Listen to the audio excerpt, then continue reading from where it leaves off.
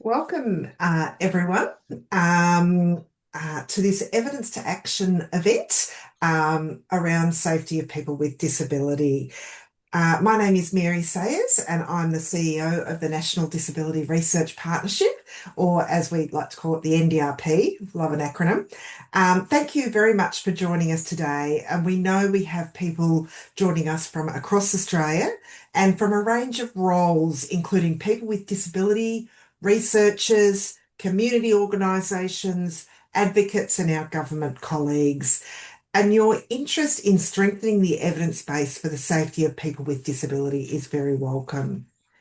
This session builds on a broader conversation we are having about the NDRP research funding round, about what it takes to ensure people with disability are safe, and not just in individual settings, but across systems and throughout people's lives. So before we begin, I'd like to acknowledge the traditional custodians of the land, the many lands we're joining from today, and you're welcome to put the lands you're coming from in the chat as well. At the NDRP, we recognise that Aboriginal and Torres Strait Islander people have cared for country for tens of thousands of years, and this land was never ceded. We pay our respects to elders past and present and acknowledge the continuing connection of First Nations people to land, culture, and community.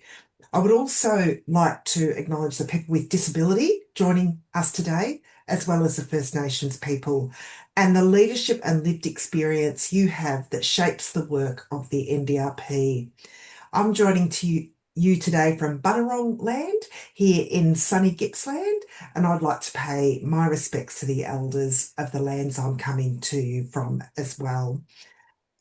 So this session is part of the 2026 Disability Research Funding Round, which was announced back in February. It's a $5 million funding round, and today we're focusing specifically on the theme of safety of people with disability. This is great.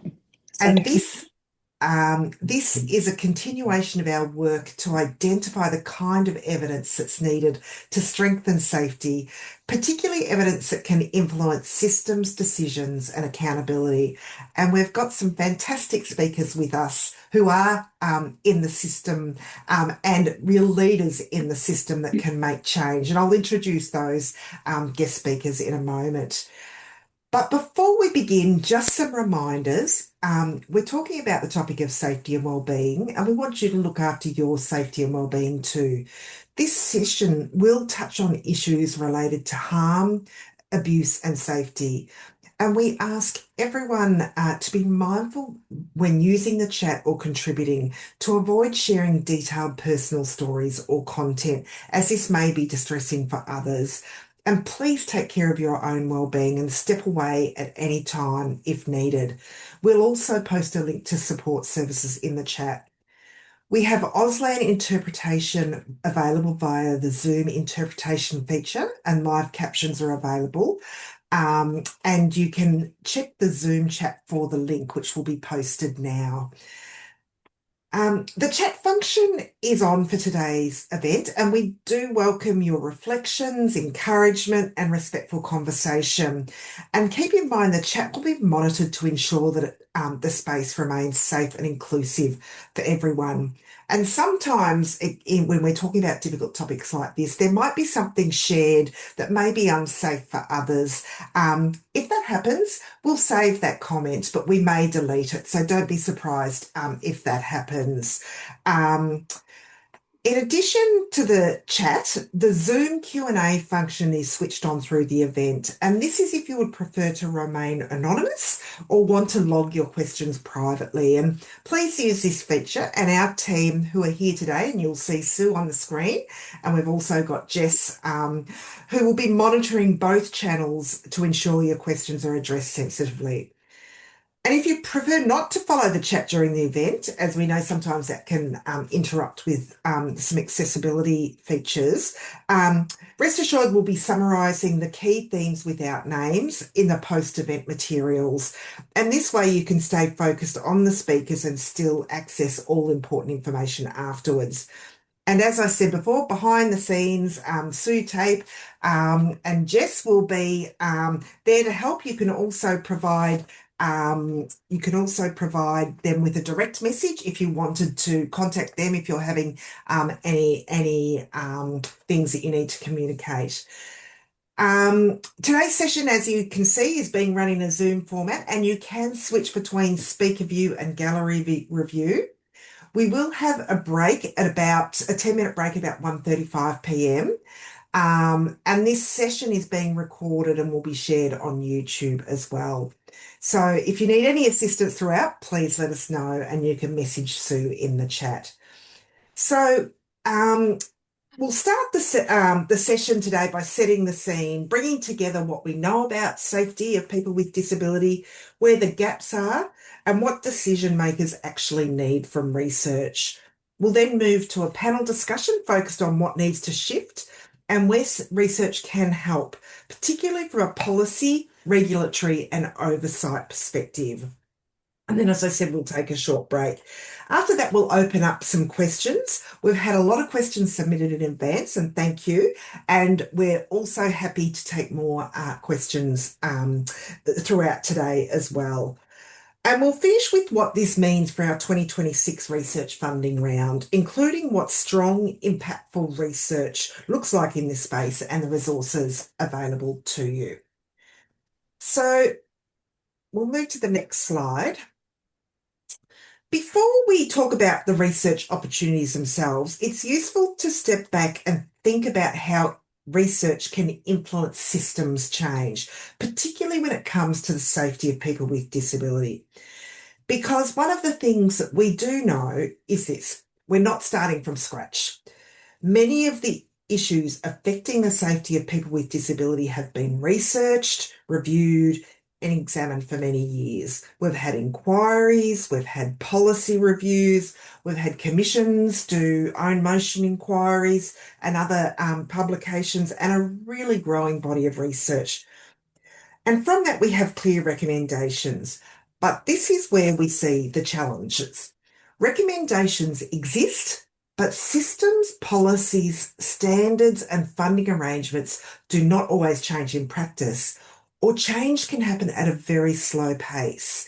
So, for example, we know the Disability Royal Commission report was handed down almost 3 years ago now. This creates what we often describe as an implementation gap.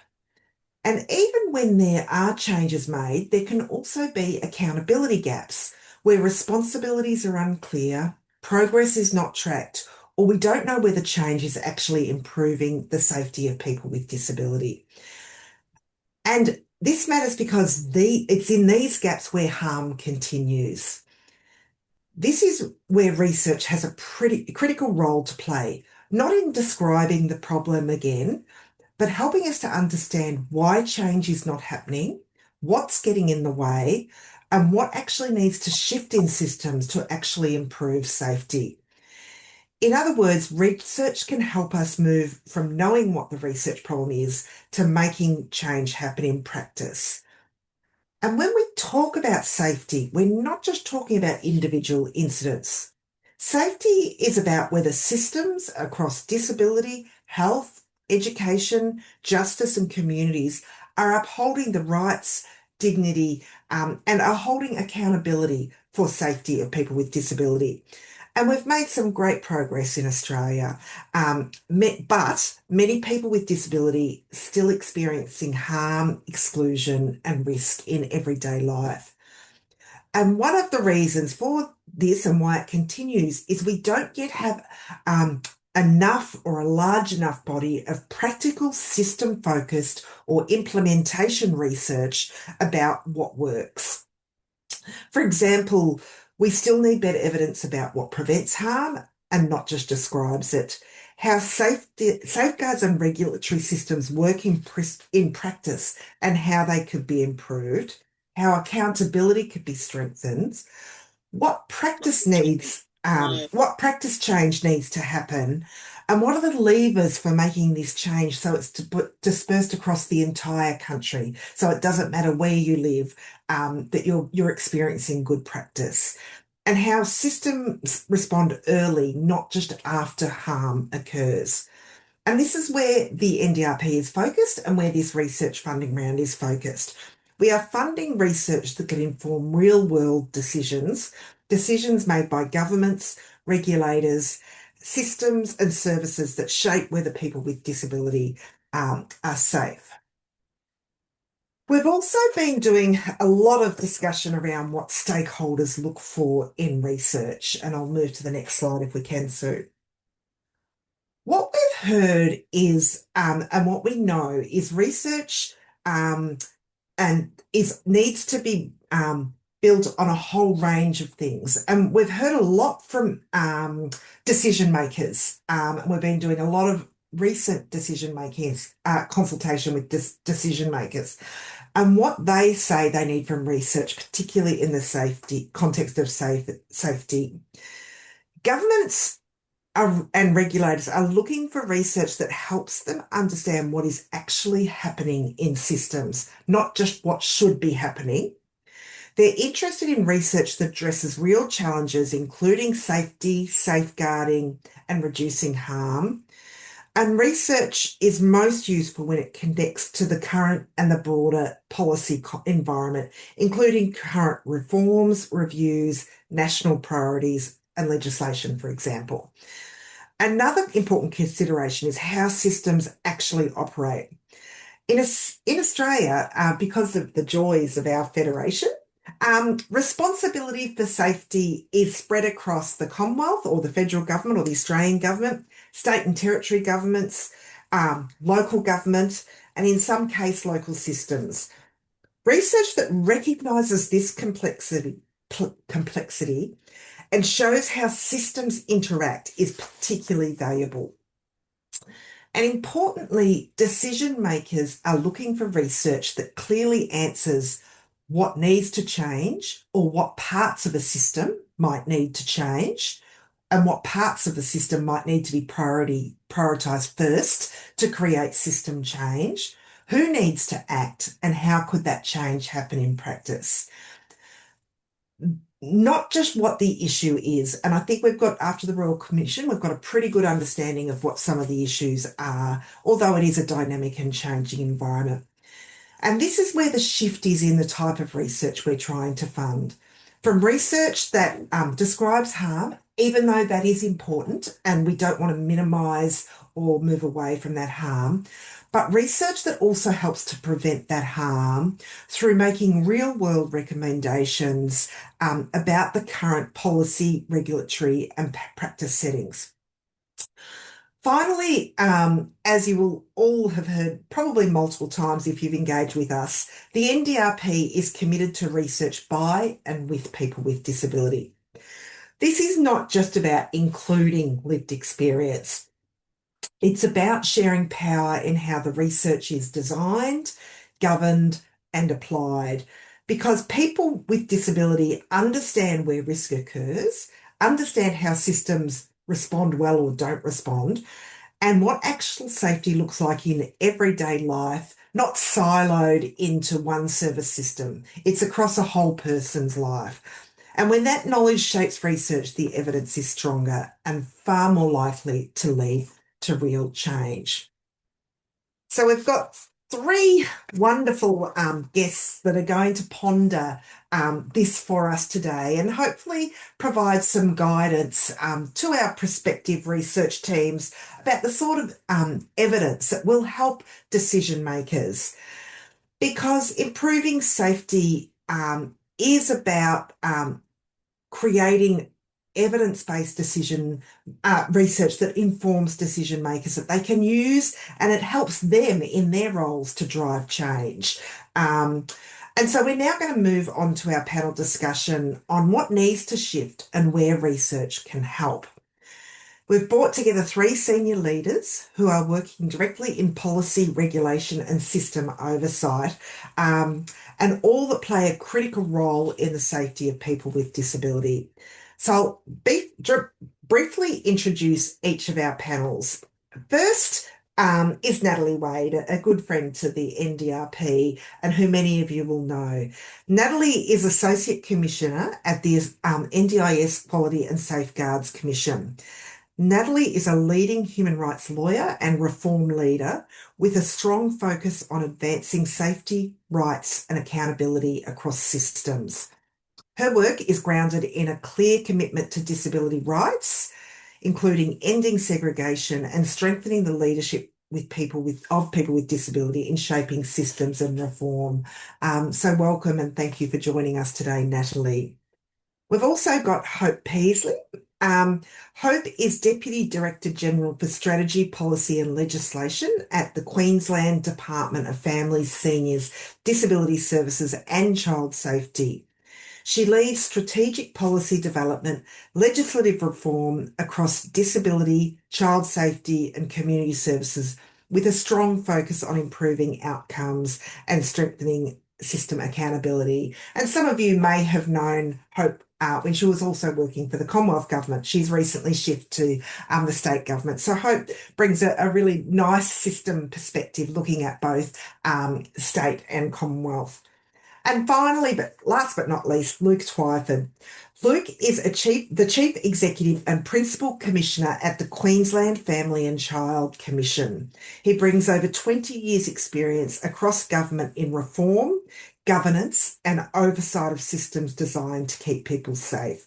His work has focused on strengthening accountability in child protection, and we know many children and people with disability have experience, good and bad, with the child protection system and family systems.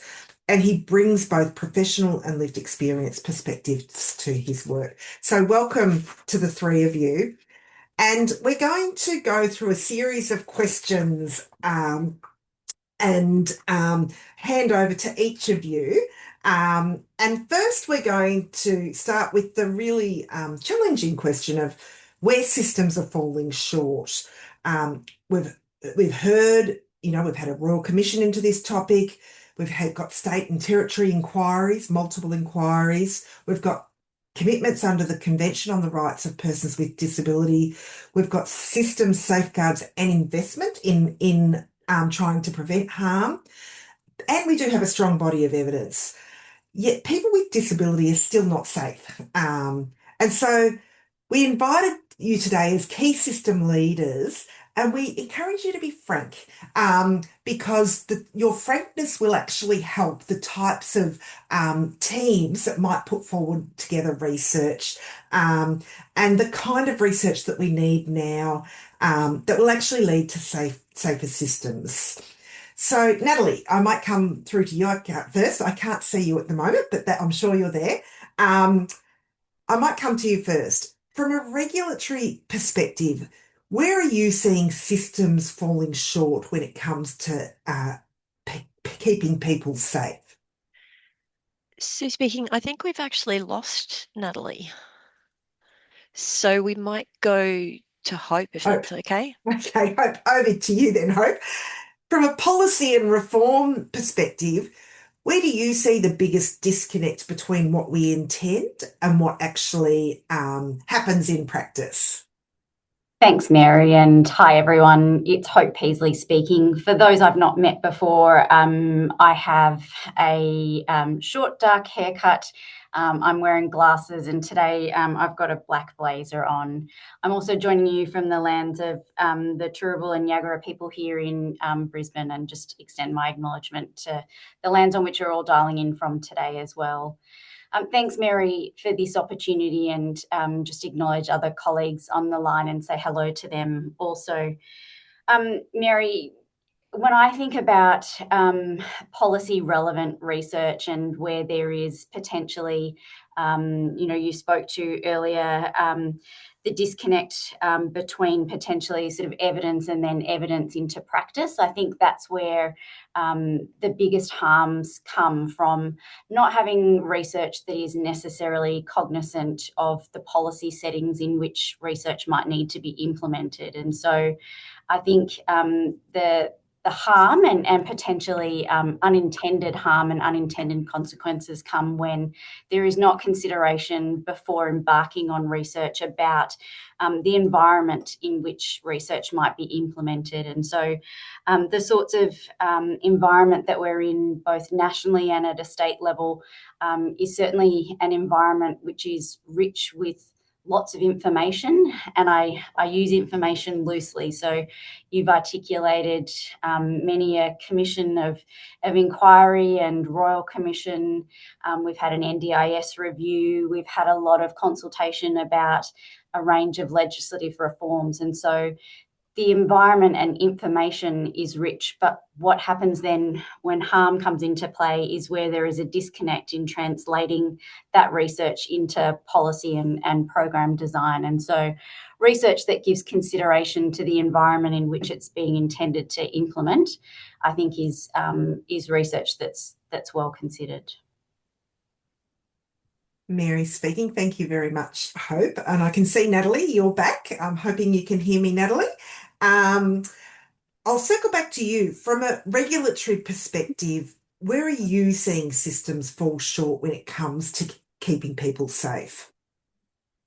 Natalie speaking. Thank you so much, Mary and NDRP, for inviting me to this event. Apologies for that brief tech glitch. I'm coming to you with great privilege from Ghana land, and we have a huge thunderstorm here today. So I'm diverted to the phone and hoping that will get me through to the break. And then I will endeavour to sort out whatever is going on with the Wi-Fi. It's a really interesting question, as often you will pose to me, Mary and team, about really what, from a regulator's perspective, do we see systems falling short? And I guess at the outset, I can't quite get past the reflection of considering what are we regulating when we consider the safety and human rights of people with disability. I think it's really important in all of our work when we are endeavouring, as we all are, to advance the rights of people with disability as articulated in the United Nations Convention on the Rights of People with Disability, to think very thoroughly about where it is appropriate to regulate and what that actually means. Currently in Australia, of course, and from a Commonwealth perspective, we predominantly seek to regulate the delivery of services. But that accounts, of course, and I should say, although I'm sure it goes without saying, the delivery of services as provided through the NDIS. But that accounts for about 780,000 people with disability out of 5.5 million people with disability in Australia who identify as having a disability. And so it does leave me sort of wanting to be very clear with the research community about the role of regulators and regulation when we talk about the advancement of the rights of people with disability. But from the perspective of a regulator responsible for the disability services market, a salient issue where systems fall short is visibility of where and to who services are provided. So it is very difficult to properly advance any sort of safety, proactive or reactive measure if you cannot see who is where and what they are doing. That need for visibility for a regulator is central to our efficiency and our effectiveness. But but it presents some really interesting issues, which I think this community will be well placed to think through, and that is around the nexus between what should and can the regulator see, and what can and should we regulate to properly advance the rights of people with disability. And in that nexus sits some really interesting, very researchable issues around privacy, around the role of a regulator. So when we think about, well, if we can see it, what does a regulator then do? Well, we either educate or we take compliance and enforcement action. Principally, they're sort of the three ways in which a regulator will respond, be it proactively or reactively. And so, how effective or appropriate is it that a regulator would do that, even if it is in the spirit of safety and advancing the right of people with disability to, in the vernacular of the UNCRPD, to live free from violence, abuse, neglect, and exploitation. Now, in my work at the NDIS Commission, responsible for NDIS provider regulation, that's a reasonably easy philosophical question, because service delivery is paid for through the NDIS. There are important elements of accountability and transparency that also present really central expectations that people who purchase services with their NDIS funding will receive quality and safe services. And so, of course, as the regulator, we want to be able to see that. And there's important conversations about mandatory registration. And then when we see it, we want to respond to it. And there's another conversation, again, a very researchable conversation about, well, what is the effective regulatory response that advances the rights of people with disability? So really interesting. I'll go on and on, but I won't, and I'll pause there, Mary, and check that that is helpful. And if not, I'll keep going. But if so, I'm very keen to hear from Luke as well. Thanks very much. It's Mary speaking again. Thank you very much, Natalie. I think those insights were really valuable. And over to another, I don't know if you would call yourself a regulator, Luke, but you have a different lens in terms of you start with children and families who may or may not have disability. And I guess from an oversight perspective, how does the things that Hope and Natalie have been talking about show up across the systems you monitor, particularly from in terms of accountability? And that kind of goes to the heart of Natalie's words as well. You're just on silent there, Luke. Sorry, there I am. Thank you, Mary. And my name's Luke. I'm in a blue suit and have sandy brown hair. I'm on the lands of the Yagara and Turrbal people and pay my respects to them, their elders, their children and families, and all First Nations people joining us in this meeting. I want to build on what Natalie in particular has said, and also what Hope has said. I am a regulator of Queensland's child safe organisations, and that's being introduced and takes full effect on 1 July later this year. I'm also the chair of the Child Death Review Board, and over the course of the last 5 years in this role, I've reviewed over close to 2,000 child deaths in Queensland, 70 of whom were known to the child protection system. And I lead reviews into the child safety, blue card, early childcare, police, youth justice systems here in Queensland. I think to answer the initial question in the most sharpest way possible, and you did ask us to be blunt and slightly provocative, I think too many government services and systems, including my own role, falls into the trap of becoming transactional around individuals. So in reviewing the death of a child, I review a one-off incident or a one-off case. I see that in service delivery. I see it in how we create safety plans around a child or a support plan around a participant. And so in thinking through how can I in an oversight role, but I'd extend it to how can researchers help systems, it's how do we lift out of a world that has become increasingly transactional to the individual and start to put the lens on, we all live in families, in neighbourhoods, within communities, and our safety is defined by our external context, not the individual system that has a touch point with us. So I think that's a really important first point.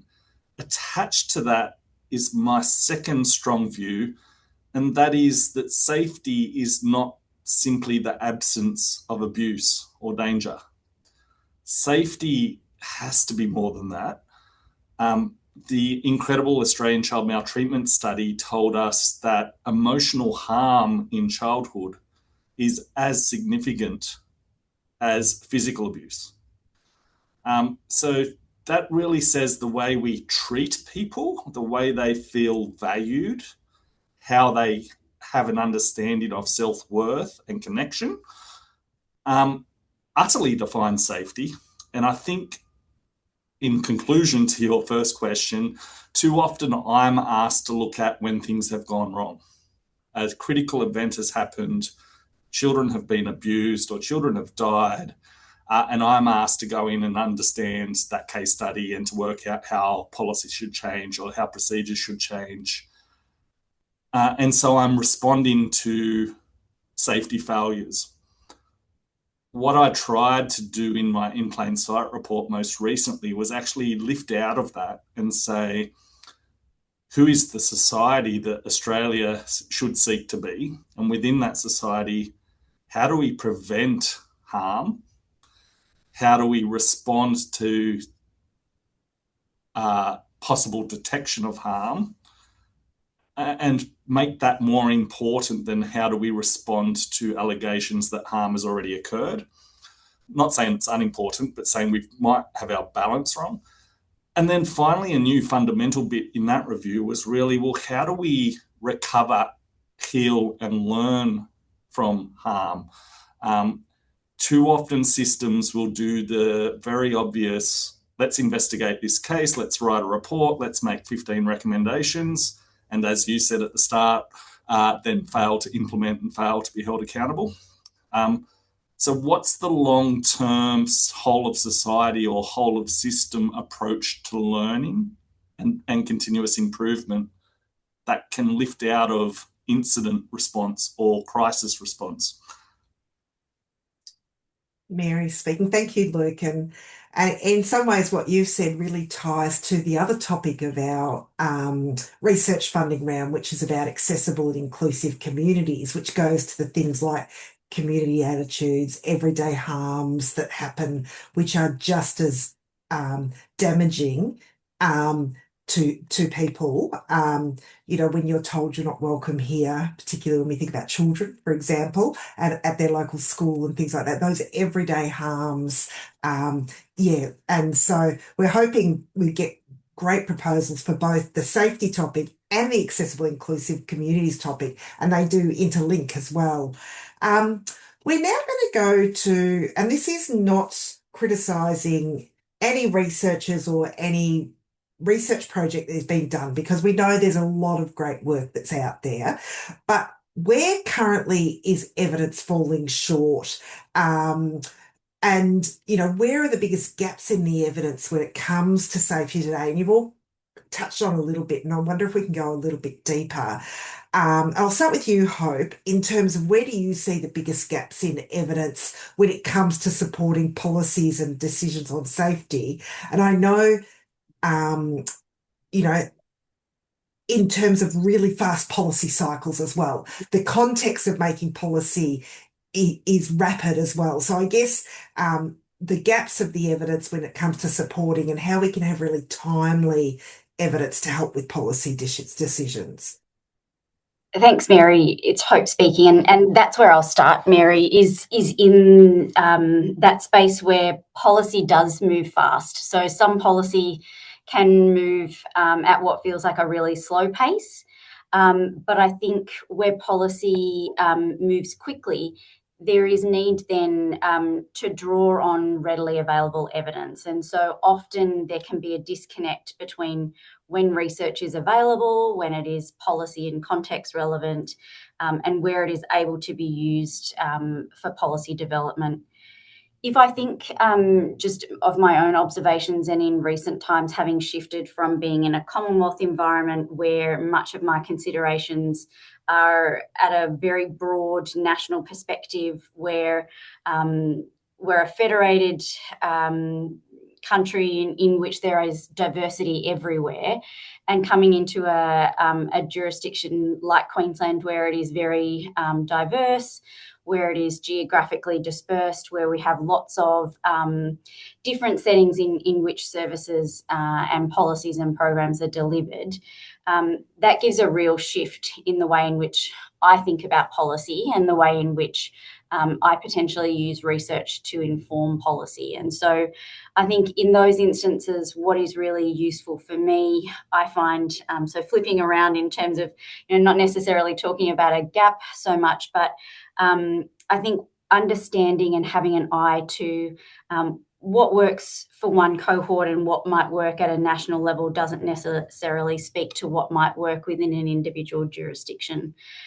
Jurisdictions aren't the same. Certainly, we like to share amongst ourselves and others to learn, and in different areas we're often grappling with a very similar issue or challenge, and we can learn from that. But what I've observed in a state government role in particular is that we're often much more closer to the lives and sort of making impact of people, and a lot closer to that than you might be sort of in a Commonwealth agency. And so being able to have an eye to the really practical implementation of research, particularly in a state context, being able to have an eye to systems and research that can support a range of different cohorts in the settings in which they are, and acknowledging that there is difference and diversity, and that provides opportunity to think differently in different settings and for different cohorts. And so research evidence that considers those sorts of gaps where you can look to reflect the diversity, I think is research well worth doing. Mary speaking. Thank you. And Queensland is such a vast state, isn't it? It's bigger than a lot of countries, with multiple communities within each area. Luke, over to you. From your lens, where is evidence not giving us a clear enough picture of how systems are performing?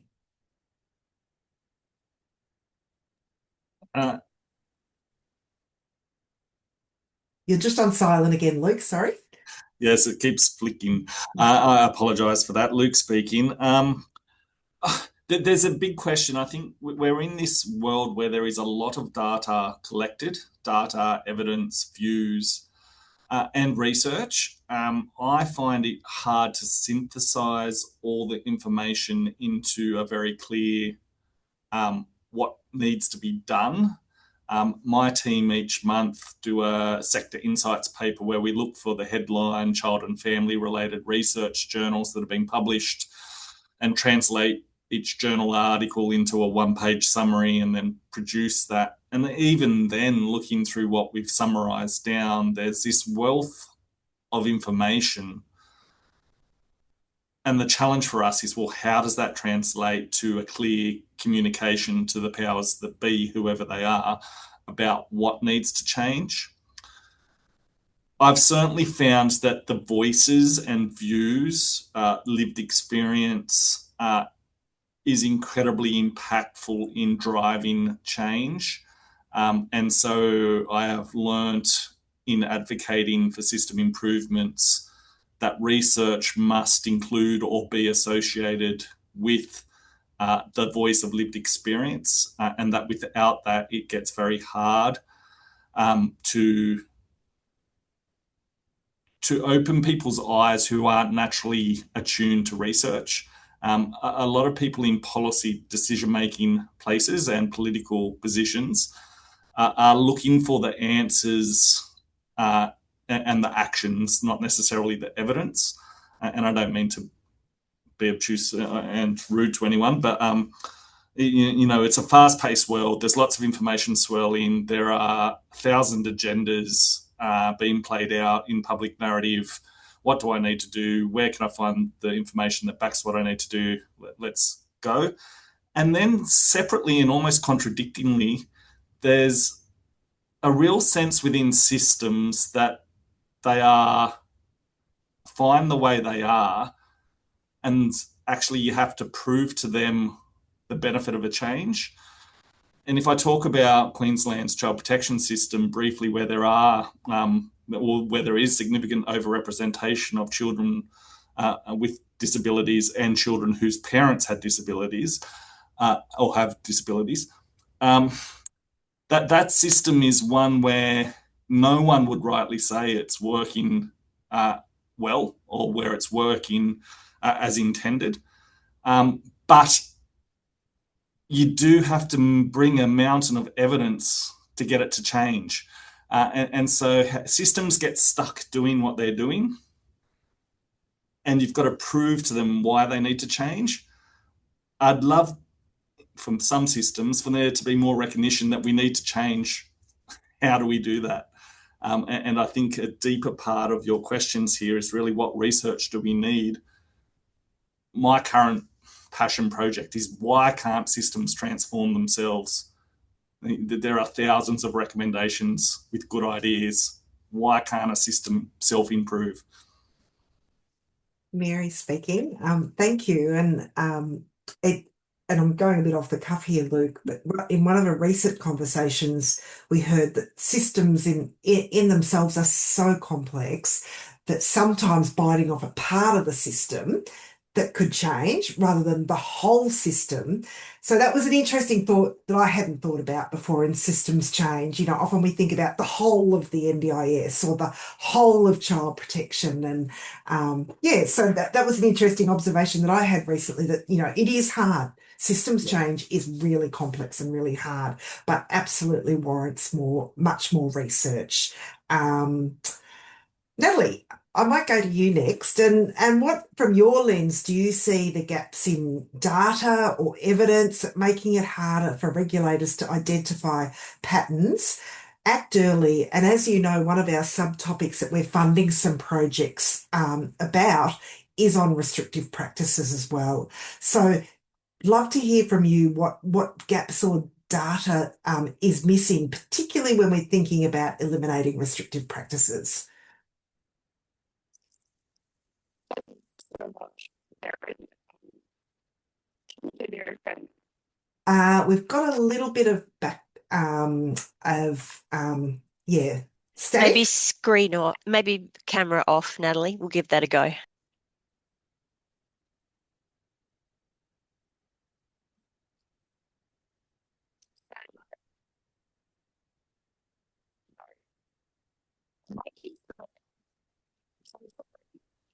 Sue speaking. Sorry, Natalie, we're getting just sound, not full words. Apologies.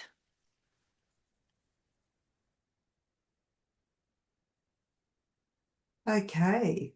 Looks like we've lost Natalie, unless, Natalie, have you got camera off? Okay. The joys of our internet systems as well. We're so dependent on them working well. We might circle back to Natalie when Natalie can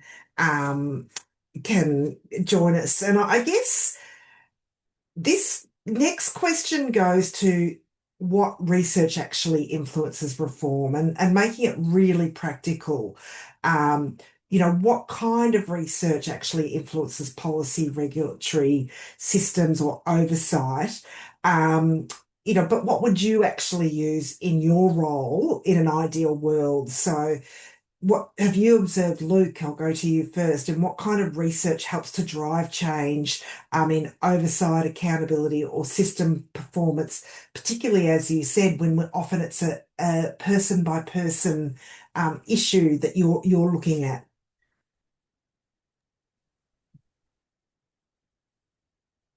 There we go. Thank you, Luke speaking. Thanks, Mary. It's really hard to say, and I don't want to say everything's important or nothing's important, because neither of those is true.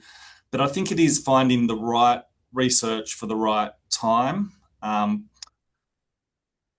In my most recent major review, which was into child sexual abuse in early childcare, we actually commissioned 4 separate pieces of academic research and then coincided that with roundtable expert input and a lived experience submission process.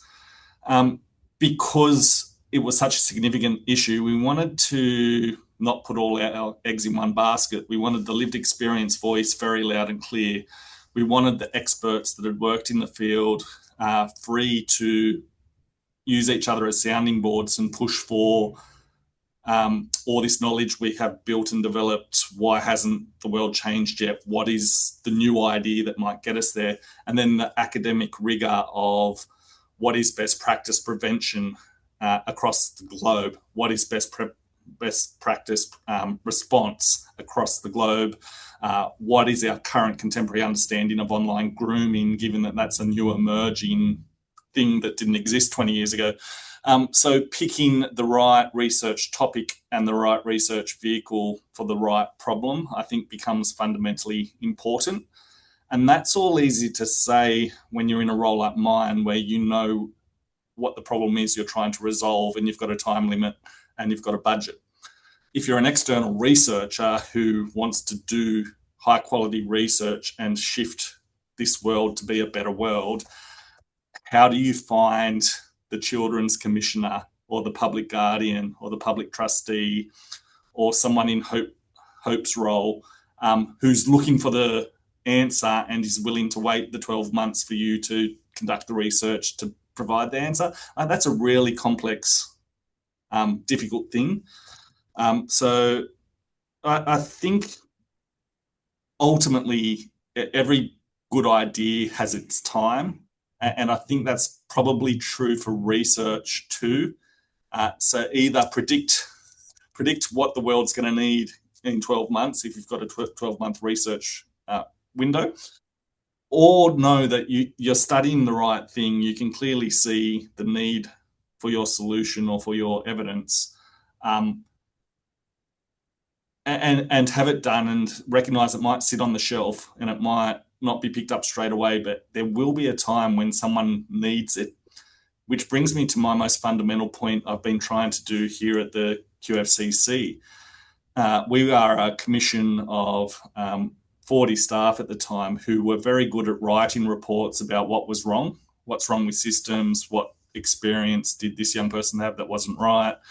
We could make hundreds of recommendations a year. Very good at churning out written products.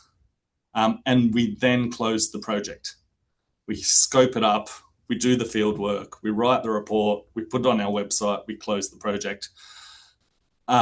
What we've learned is that change doesn't actually happen until you publish your report, and then the slow and steady work of making people aware that it exists, of making people aware of how to interpret it, of going to politician to politician to politician across our federation to find the right doorway in to present the outcomes. We've doubled the length of all our projects because we now see producing the report as the halfway point, not the finishing point, which almost turns, dare I say it, researchers into advocates. If you're going to add that double the length of your project, research is your first half, advocacy is the second half. And that's a different way of seeing the steps we need to take to build a better system. Fantastic, Luke. That's a real challenge, isn't it? Yeah. And it's a challenge too, because these are only 12-month research projects that we're funding as well. And there's a whole range of reason for that, including limitations with our funding that we have. But I think it's really important, and part of what we're trying to do at the NDRP is that matchmaker between the evidence that's done, the people who can do something about it. So you'll hear, Sue say that she's a wedding planner. She's our head of evidence to action. She's always trying to match people up. I might go over to you, Hope, unless Natalie is back. Sue speaking. Natalie is back, Mary. Natalie, I might circle back to you if that's okay. And hopefully you've got some connectivity around that previous question around the evidence gaps, particularly as they relate to restrictive practices and eliminating restrictive practices. Thanks so much, Mary, and hopefully the sound is okay. Natalie speaking. Thank you for your understanding and patience, everyone. Gaps in evidence or data that make it very hard for us as a regulator to properly respond in terms of acting early or ultimately achieving strategic and statutory requirements such as the elimination of restrictive practices is a few connected pieces. One is, as I mentioned, visibility. It's very hard to have patterns identified or to be able to act early when you can't see what is happening. In the case of restrictive practices, this is very well illustrated in the difference between a registered and an unregistered provider. So registered providers, so at the moment, if I go back one step, not all NDIS providers are required to be registered, and there are areas of support that are required to be registered, and there have been NDIS review recommendations made by Bruce Bonahaney and Lisa Poole's work, and then I led a task force after that on mandatory registration, exploring what that could look like for the scheme. But as of today, there is not mandatory registration for all NDIS providers. So as the regulator, we have both registered and unregistered providers, all of whom are required to comply with the Code of Conduct. But only about 6% of the whole market is registered, and we can see. When a provider is registered, and so they're visible to us as the regulator, they are required to comply with practice standards and rules. Those practice standards in particular, when it comes to restrictive practice, require the provider to report incidents of the use of restrictive practice, particularly when they're unauthorized. So this allows us to apply a data-driven approach to understanding when restrictive practices are used, who they're used by, and in what circumstances are they used.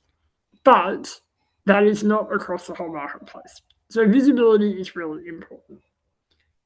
It's also really important when we look at what gaps in data or evidence arise in having agreed definitions. So as many of you would be aware, there is a jurisdictional approach to the authorization of restrictive practices. That is, all states and territories have their own approach and their own legislation to authorizing, so allowing restrictive practices to be used. There is also different legal, social definitions of what is a restrictive practice or when does it arise. There's also a very different understanding amongst the community as opposed to policymakers or governments as to when restrictive practices are restrictive practices, and if that is appropriate. So a good example of that is the use of seatbelts in wheelchairs or locked doors in shared living accommodation. So there would be people who would say that a locked door or a seatbelt that prevents a person getting out of their wheelchair when they otherwise would be able to get out on their own is a restrictive practice. There would be people who would say that is absolutely not a restrictive practice, and that is just a part of a safe life lived. And so agreed definitions are really important if we want to start to gather data and evidence and make decisions on that data and evidence. I think it's also finally really important when we think about the gaps in evidence and data with respect to the elimination of restrictive practice to think very thoroughly and to a degree research the history of restrictive practice in Australia. There is a very long story to how restrictive practice has evolved, both through disability policy, also lawmaking, but also in community attitudes and expectations, and in particular, in the ways in which families have been supported or not to provide care to their loved ones with disability. And the use of restrictive practice has had its own journey through those areas of policy, but also lived experience. And I think it is really, really valuable for us as a regulator, but also in our role as market stewards and good collaborators of the NDIS ecosystem to have a good understanding of that history. And if you are keen to do research or you are doing research in the area of restrictive practice, I think it is very incumbent upon you to have a good understanding of how we got to where we are today to better lead where we might go tomorrow when it comes to restrictive practice. Mary speaking. Thank you, Nat. That was a fantastic response about, the need to look backwards and the need to look forward. Even the fact that we have things like authorised restrictive practices kind of almost makes your hair curl as well, which I imagine that, we do authorise and allow this. But how do we get here is important as how where we need to go to be able to change some of these things. So thank you so much. Hope, I might go to you next. What makes research usable from your lens? What do you actually need to see to be able to act upon the evidence that you see? Thanks, Mary. Hope speaking. And I'd like to sort of extend off a couple of things that both you, Mary, articulated earlier, but Luke also, insofar as every piece of research will have its time.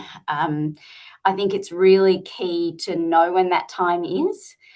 Sometimes it can be something that you can predict and other times you can't, and that can feel deflating, and that you've invested a lot of time and effort into something that might not necessarily be automatically picked up in the way that you had envisaged or being able to be implemented in the way that you had hoped when you set out to define the research that you're doing. So things that can be useful in being able to ensure that your research has its time and has time sooner rather than later is really being able to consider the landscape in which the research is being conducted. So Nat just spoke earlier about, considering the history of restrictive practices and other things.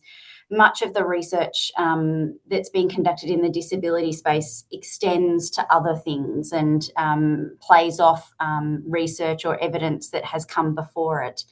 I think it's really key to, and in many ways, read the collective room and the the sort of intention or the appetite for the particular research that you might be endeavouring to embark upon. So, navigating different political contexts as a public servant, certainly a lot of my role is about providing frank and fearless advice to government. But if I didn't have an eye to the context politically that I'm working in, I wouldn't be doing my job either. And so being able to give consideration to the time that I'm working in understanding the policies that are being implemented, in understanding the desires and the sort of mandate and environment that governments and others are working in, I think is critically important to ensuring that research has its time and that it has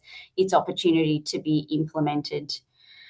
Mary, you spoke earlier as well about biting off particular parts, and I think that is also really critical.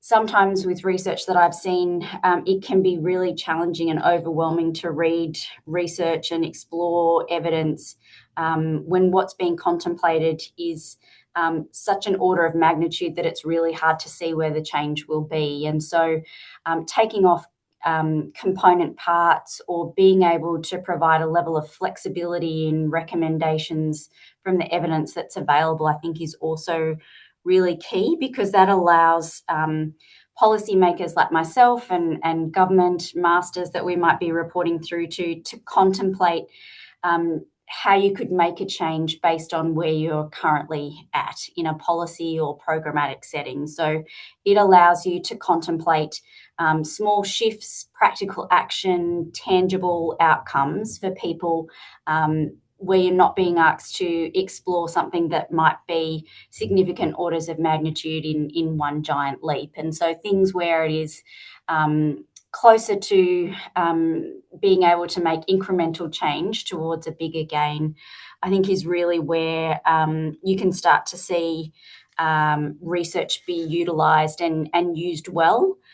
I think as well, being able to be a little bit flexible in the way research can be implemented. Again, being able to take elements and translate that into making some changes now, potentially holding things back for another time when the time might be right, and understanding where a policy change potentially in the disability space might not be something that you can contemplate now because there is a change being made in another part of a broader system. I sit in a role where I span across child safety, families, First Nations policy, domestic and family violence, seniors, elders, and there's disability in amongst all of that is thinking about how you can create influence across each of those and where the time is right to be able to make those changes, and particularly where you can leverage change in other systems. So thanks, Mary.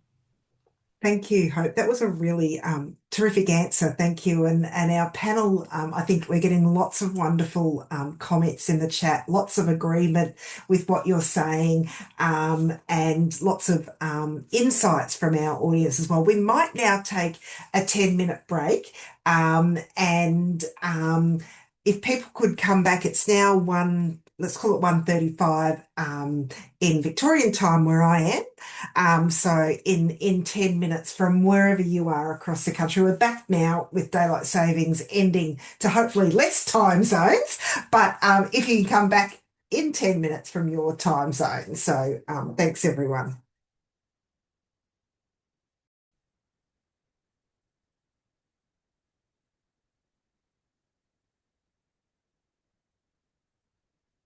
Mary speaking. We might kick off again if people are happy to come back. It's still 1:44 p.m. on my computer. Don't want to rob anyone of their last bit of their lunch, but it's just ticked over 1:45. So thank you. We'll hear one more comment each from each of our guest speakers, and then we're going to move to the audience Q&A.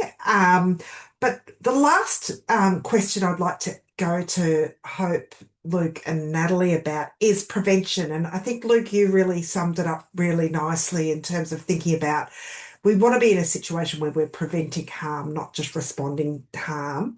So I might start with you, Natalie, and hope everything's working well there. What kind of research would help regulators move earlier to prevent harm rather than respond to it? And you did talk about some of the data systems that would be helpful to have, but in terms of what kind of research, whether it's how to change practice, whether it's about education, whether it's about better regulation, the sort of things you've spoken about, what kind of research would help regulators like you move earlier? Natalie speaking, thanks so much, Mary. It's a really great question. I think the research that can help us move earlier to prevent harm rather than just respond to it is to go beyond the data. So as a regulator, we collect and are getting better at collecting data about the market, about who's in the market, about what they're doing. I've mentioned significantly, and I won't mention again, the visibility issues that curtail some of that. But in any event, we are well placed as a regulator to keep score of the market that we regulate. What though broader research contributors can do is keep us honest but also contemporary in terms of understanding what good looks like, not in terms of some best practice unrelated to real experience, was once trialed in a very different context, in a very different country, that worked for a very small population group, but instead having research that enables us as a regulator to understand very thoroughly what safety is and what good looks like in terms of safe service delivery. So this is a very evolving concept because the rights of people with disability in Australia are advancing all of the time. I believe they are. And they are increasingly moving such that what good service delivery that was safe looked like 10, 20, 30 years ago is entirely different to what it looks like now. And so research has a really valuable role in feeding that information to us as a regulator so we can ensure that the standards that we set, the quality that we demand as a regulator, is aligned to what the lived experience and real life service delivery wants, and most principally, what people with disability want out of their services, rather than sort of spending decades requiring providers to deliver a certain type of quality service where people with disability are sitting there thinking, this is so irrelevant to me. This is not at all what is good quality or safe service to me. And so I think we have history behind us that tells us how these practices can seem so proper at the time, but don't always age well, or just we find better ways of doing service delivery. And so having that come into us as a regulator can then help us develop frameworks that back that in and require it of providers. so interesting that observation. I was thinking around some of our research projects that we funded in 2025. They're looking at psychological safety and what creates psychologically safe services as well. And I'm really excited as they're producing some of their final reports that where they're co-designing research. And we had one of them present at and I think Sarah might be here as well, at the Australia's Disability Strategy, which was talking about young people and what makes services psychologically safe for them, because there's different cohorts and different groups as well that need everyone needs psychological safety. But that was certainly something that was, as you were talking about that, sometimes we miss those really soft things that might seem soft, but it's actually how you makes you feel as a person. Yeah, and we've got from my last role at Children and Young People with Disability Australia, so much to learn from our young folk, around these types of things. I might next go to you, Hope, because I know prevention in policy is a hard ask.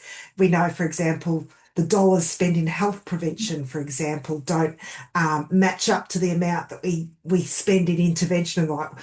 From a policy perspective, what type of evidence is needed to support prevention and investment in prevention? Yeah, thanks, Mary. It's Hope speaking, and I think in that last comment that you made, it hits the nail on the head. So much of the systems that I've worked in, both from a Commonwealth perspective, but also now within state government, we spend quite a significant amount of time in the response or the crisis or the severe end of the system.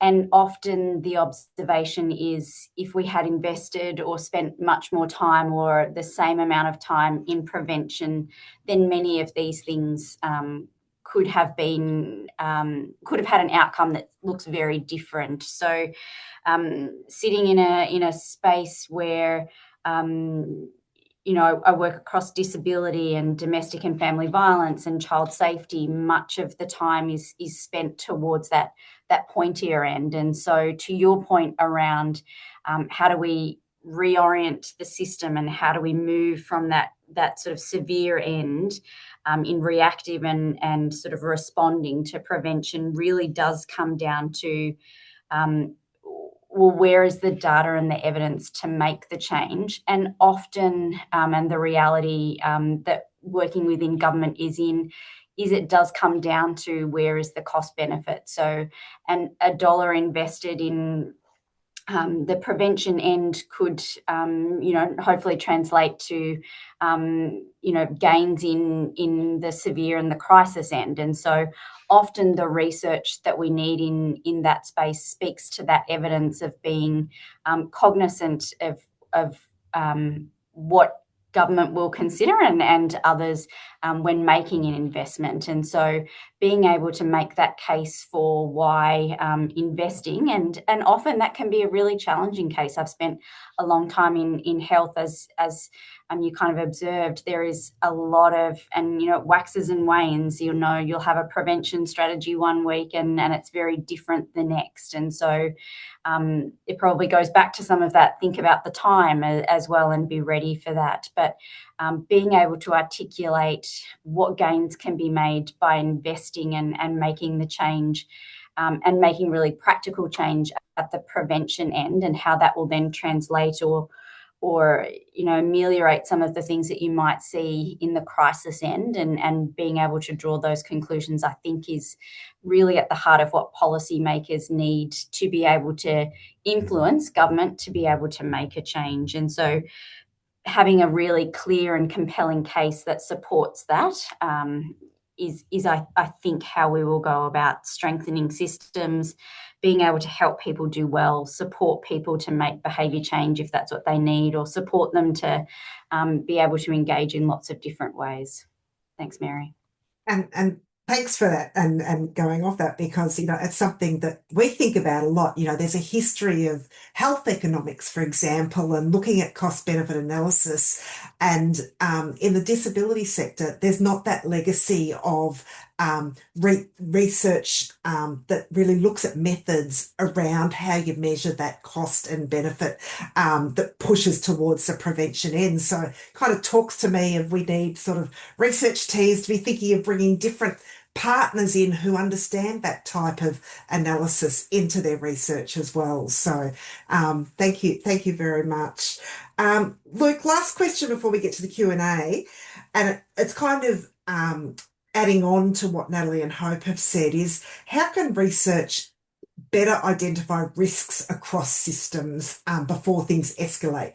What are some of those canaries in the coal mine, if you like, that could be researched that tell us we're either on the right or the wrong track? Yeah. Well, great question, and I'll try and keep it really short because I want to get to the Q&As for everyone. But it's a big question. First of all, how do we know what we prevent? You don't know what you prevented because it didn't happen. So in our work, I've tried to prevention must therefore be the act of protection. So we do know what we protect. And then if we know whose job it is to protect children or participants or humans, then we can start to say, well, how good a job are they doing? But also that becomes a pretty big and pretty gnarly question. And in a modern society, I still think there's very much room to say, well, parents protect children, and that's their primary role. And the job of government and systems is to enable parents or to enable family to be that primary protector.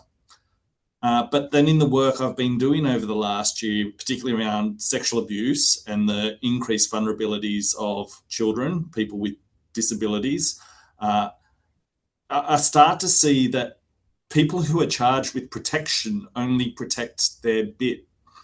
So the early childcare company and the members of that board protect children within their centre, or are meant to. The bus driver does it while the child's on the bus, and the regulator, including the QFCC, performs their legislated role for the narrow part of a human's life that they're accountable for. And so that's a very long answer to get to answering your question. How can researchers identify risk? I really encourage you to look at the gaps between systems and those critical points where busy frontline workers decide that it's not their job. The early childcare worker that gets a complaint from a parent about some other parent who says, well, that's between two parents, it's not my job. So I think risk sits in the gaps between people's roles, and what we're seeing in the modern world, aged care, childcare, disability care, every time we try to outsource caring, we create risks, and then we build regulatory schemes and legislation and oversight bodies and inspectorates and data monitoring, and therefore research opportunities, but we don't centre the human. Here's a child with a disability. Who are all the people that should be protecting this human?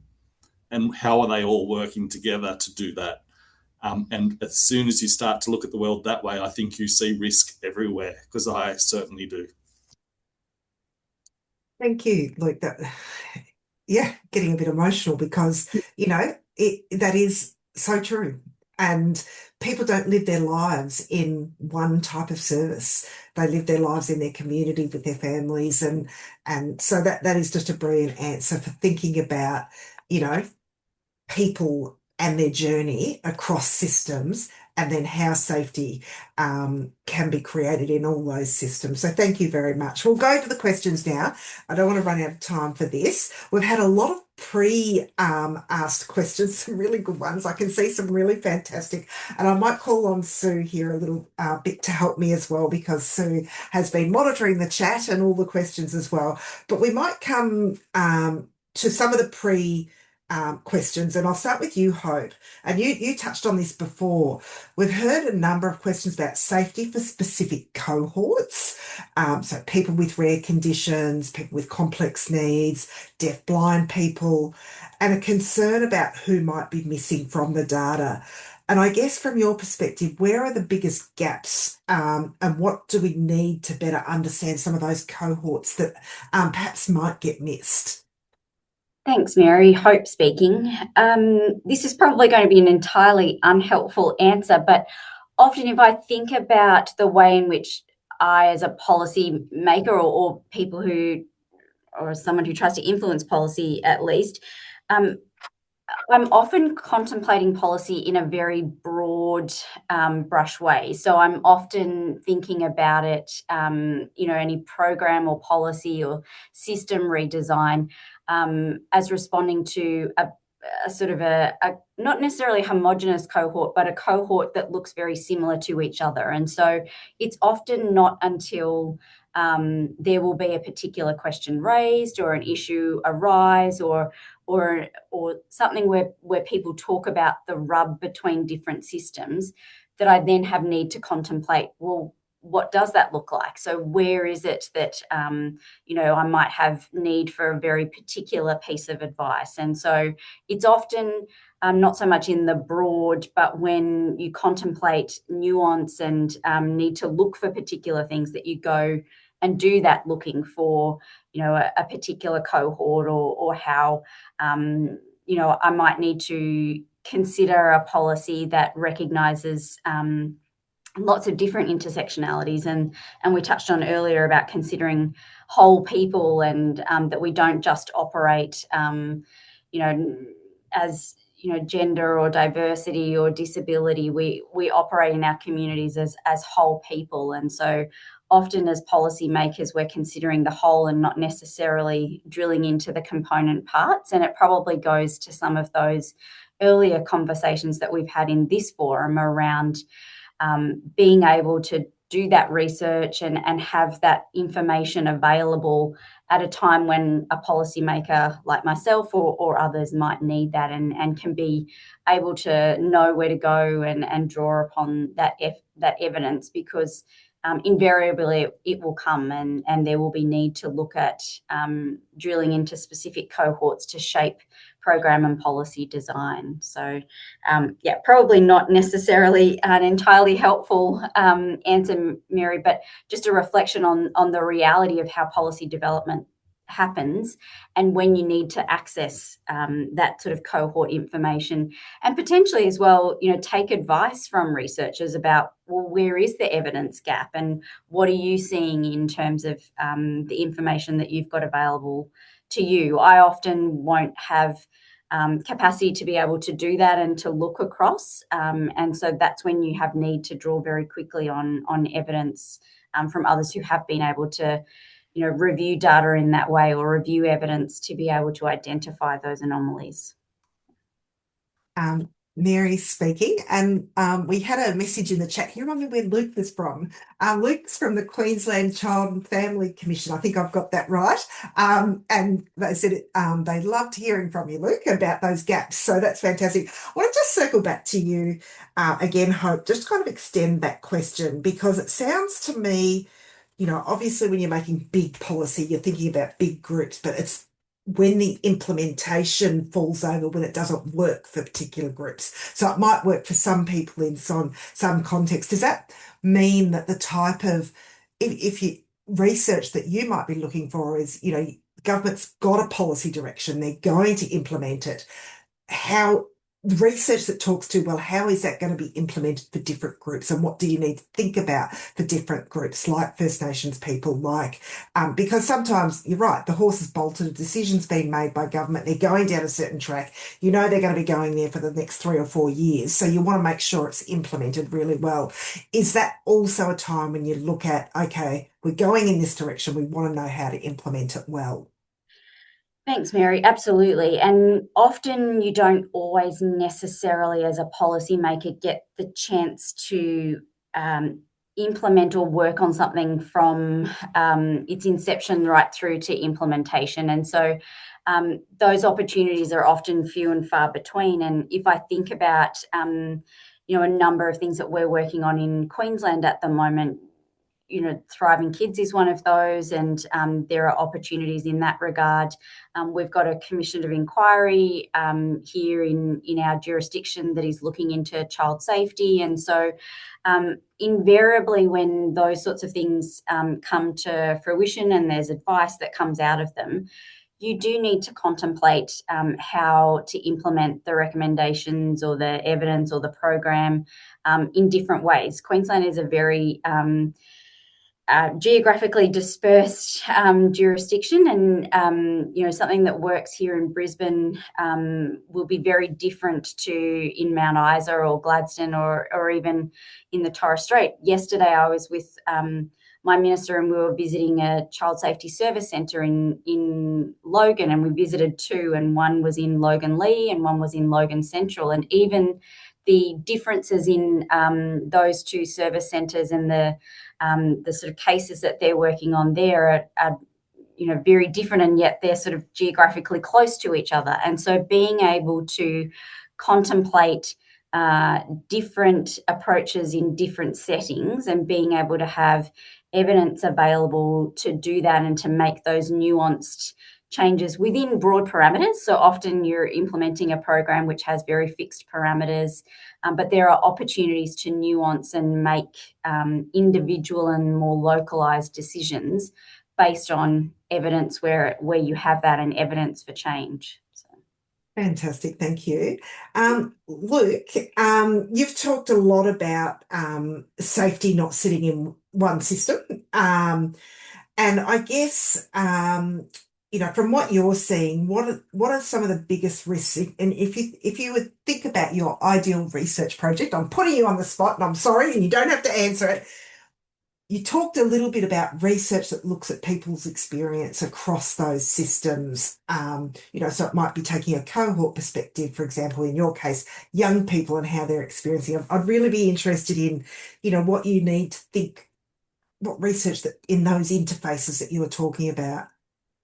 Yeah, thank you. Wonderful. Yeah. In my work, I too frequently see the crossover of mental ill health, alcohol and other drug addiction, and domestic and family violence. So those three monsters plague our society and our family. And so any research I would want to lead in a magical world would be, how do we turn the tide on those three things in a whole of society way? Because they are the root cause drivers of adult adversity, adult incarceration, youth crime, child protection system involvement, underemployment, homelessness. And so driving back to root cause issues, I think, is a critical part. Secondary, and I'm just giving you my shopping list now.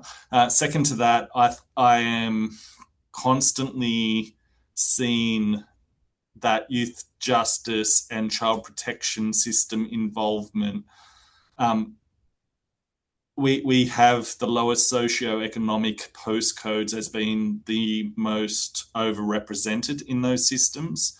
So I am personally and professionally interested in the combination of poverty or underemployment and poor economic material basics within a household leading to statutory system involvement and, of course, poor life outcomes. The child protection system and how government and private organisations and non-government organisations raise children always interests me. I don't think we have ever worked out how to do that the way we should. And even that answer escapes me. How can a system reform itself is my underlying lifelong thesis. Where have we seen it happen? There was a point at which I held up the NDIS and the disability lifespan over the last 50 years as, is that a system that's learned how to do good? And I'm not saying that today. But where have we seen a system actually evolve, grow, mature, and improve in a way that we could hold it up and say, hey, all other systems, look at how self-reflection, self-improvement leads to better outcomes. And in amongst all that, I still think we're in a new world dynamic. When I did the child sexual abuse review last year, just the way we parent children in the modern world, I had to spend a whole chapter explaining that the children of today are not having the childhood experience I had, or that we had as adults of today. The growth of online environments, the way people are perpetrating harm against children online, the way people are living digitally, two-income worker parents with children in early childcare. The world is changing. And so whilst we might have some pretty good research from 10 years ago, I wonder how much of it we need to pick up again and say, hey, in contemporary times, a digital global economy, does the thesis behind this research still hold? And we're probably at a point where some of the things we hold dear are needing reassessment. And then finally, to close it out, the role of organisations, and I think NDIS, NDIA, the disability sector in particular, has taken great strides in organisational accountability for quality and safety. I wouldn't say it's reached the peak of where we want it to be, but in a huge nation with a huge population that's dispersed, we ask a lot of institutions to care for humans and to uphold quality and uphold safety. How do we know which companies to trust? And what do companies need to rethink when they are actually being held accountable for protecting and preventing vulnerable people? And I'll stop there. You've given us lots of provocation, and especially to our research teams, and it's certainly something, that at the CRPD I was lucky enough to go, that there was a whole theme around AI and the impact of AI on people with disability, both the positive and potentially the negative as well. So, the world has changed dramatically. So thank you. I might just go to Sue, because Sue is got her finger on the pulse in terms of a particular question for Natalie. If you think that there's one that's come up, I have got another question for Natalie, but I'm just conscious we had so many pre-prepared ones that I didn't want to miss something that's happened in the room. Sue speaking. Thank you, Mary. Nat, this is a question from the audience that's just come up today, so you've no notice. Apologies. Organisations already have a positive duty with regard to workplace health and safety, which includes psychological safety. And the person asking the question is aware that there are moves underway to introduce a similar positive duty for disability discrimination, depending on where we land on that particular piece of work. That's my editorial at the end of that, sorry. What can we learn from well-established workplace health and safety policies and practices, do you think, to support positive change for the safety of people with disabilities in contexts outside the workplace? Is that something that you ponder in your work? Well, we ponder, and in fact, literally last week, had a piece of reform pass the federal parliament that addressed in part this sort of inflection. And that is where we had workplace laws which saw that where a worker was either seriously injured or killed in the course of their duties, would attract a significant penalty in the order of about $15 million. And if that same situation occurred, same outcome, that is, a person with a disability was seriously injured or killed in the course of their service delivery, then prior to the reforms that were passed last week, then the penalty would have been about $412,000. And so the reforms that went through the Integrity and Safeguards Bill were to increase quite substantially to better reflect the value of a life, both for the person with the disability receiving the service, commensurate to the worker who was doing their job. And so I think that's a like real tangible, here's what I prepared earlier, sort of example of how that can happen. But I do have, in the spirit of, I guess, provocation, that we must be very careful around ensuring that we do not get too caught up. And I don't think this is what the audience member was suggesting, but we can't get too caught up in the service delivery workplace rhetoric. And we need to be very clear that services and systems, for that matter, meet people, as we've discussed very thoroughly today, in their lives, in their communities, in their homes, in their places, in their spaces, and at a point in their life which will change and ebb and flow.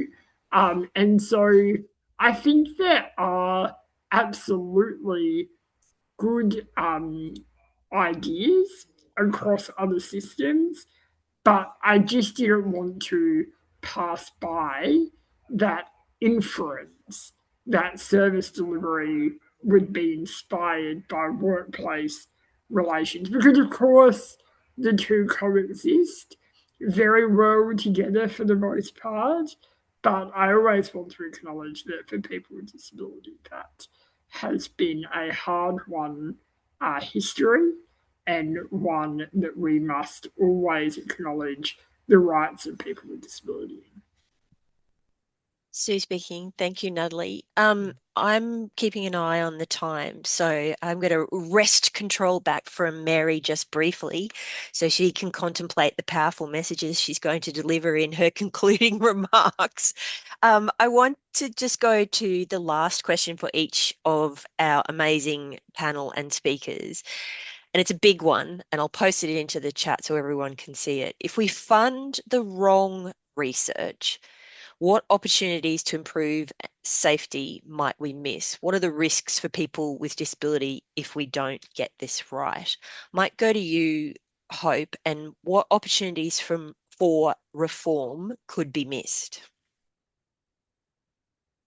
Thanks, Sue. Hope speaking, and it's a big question. I think the reality is we miss pretty much all of the opportunities. So if we don't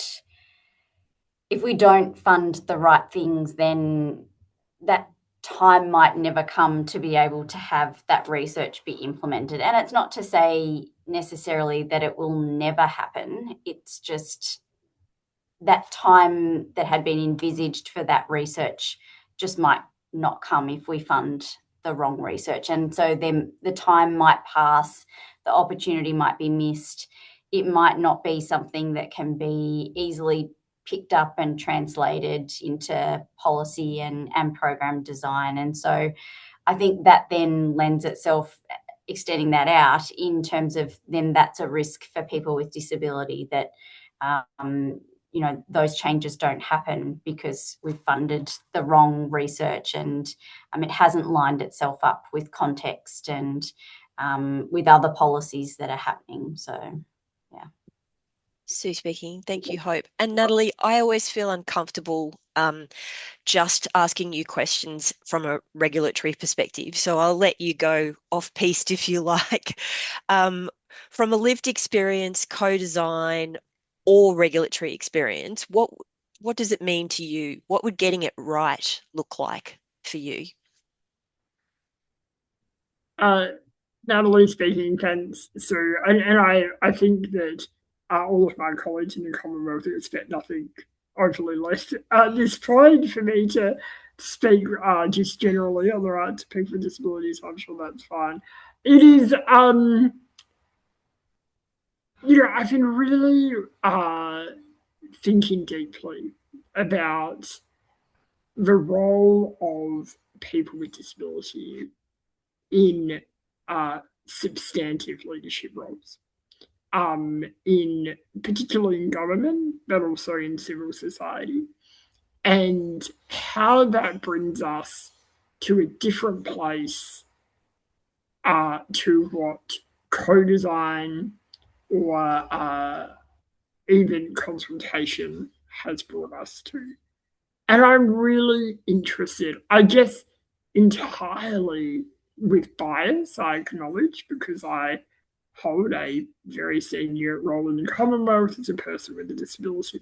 But I've been really interested in this very topic and whether decisions made for areas like the NDIS look and move differently when you have, of course, consultation, co-design really baked into what you do. But how different is it when you have people affected by those decisions in the decision-making seat? So if you look at my situation, which is not an overly interesting one, but I should have continued to have my coffee perhaps in a break and I could have come up with a better one. So I am an NDIS participant and I'm totally dependent on services to get in and out of bed every single day.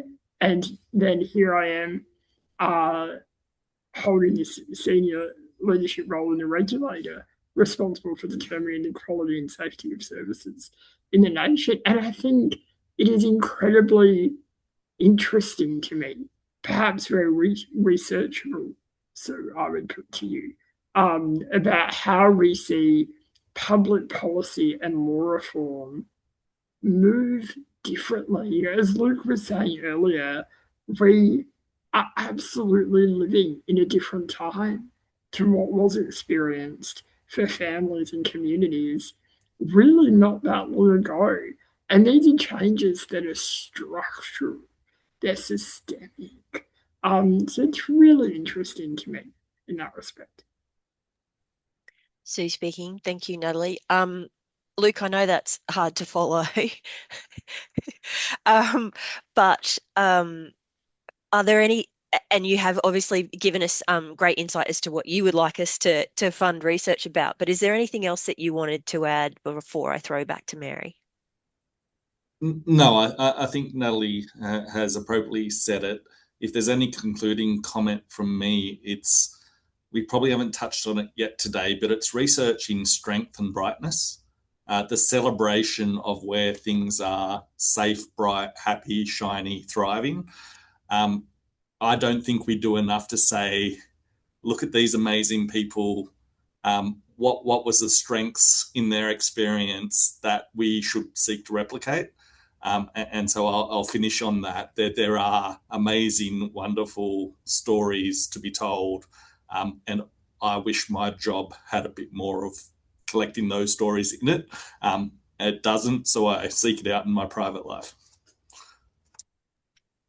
Sue speaking. Thank you very much, Luke. Mary, I'll hand back to you if that's okay. Mary speaking. I've got the very difficult task of wrapping this up, but I also do want to give some tips to some of our research teams who I know are interested in submitting proposals. I guess in summary of what I've heard, particularly from you, Hope, is around stepped change rather than revolution. Governments won't be able to dismantle a whole system and replace it with a new system overnight. I heard from Natalie and Luke, the history of how we got to where we are is absolutely crucial for understanding where we need to go in the future. But the environment is changing so rapidly that we need to take into those environmental situations. I think a really big thing that came through, particularly in safety, is the gaps between systems, and that there needs to be research that looks across those gaps and where it might be working in one system but falling down in another system, because people, as we say, don't live their lives in a service or one system. Um, and I think, Natalie, your closing remark around the role of substantial leadership of people with disability really hits on the very heart of what we're trying to fund in terms of the type of research that we'll fund, that people with disability do have substantial roles in shaping the research, designing the research, in the governance of the research, in designing the methodologies, because they know what will work in the context of their own lives. So I really want to thank the three of you, Luke, Natalie, and Hope. I've absolutely loved this conversation, and I know our audience has. We're getting some wonderful comments in the chat. We've only, as you say, Luke, just touched the surface of where we could go with this. I think there'll be another session that we need to have as the research is starting to come through, where we can start to look at the connections between the different research projects that we fund. We've got gaps in implementation, we've got gaps in accountability, we've got gaps in how systems respond before harm concerns. And we know that the research we fund could play a really critical role in helping to address some of those knowledge gaps. I might move to the last slide, Sue, in terms of hopefully, and I know some of the people in this room will be applying, but I wondered if a challenge to you and a provocation to you is what decision or system could change because of the research you're doing? Have you covered that in your application? How will the research project that you're pitching for move beyond describing the problem? Is disability leadership, which comes to Natalie's point, shaping the decisions? It's not just participation. Is the research feasible and scalable in the real world? And Hope and Luke, you really touched on that as well.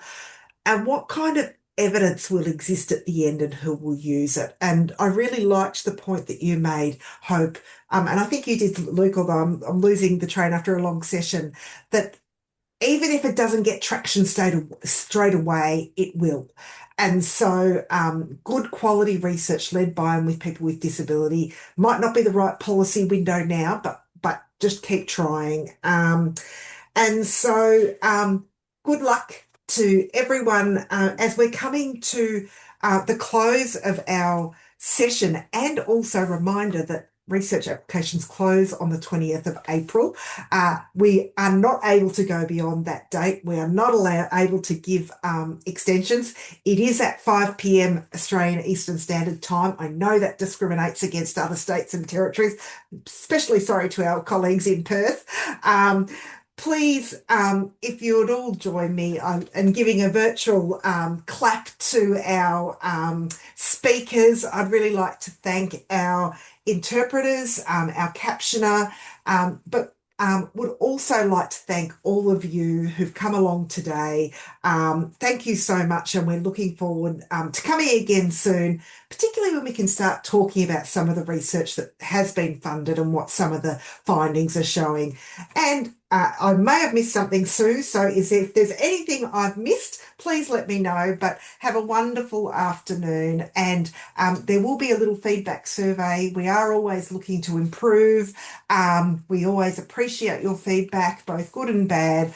Feedback is a gift to us, so please share any ideas you've got for any future events. And finally, thanks again to Luke, Nat and Hope. Yeah, really appreciate it.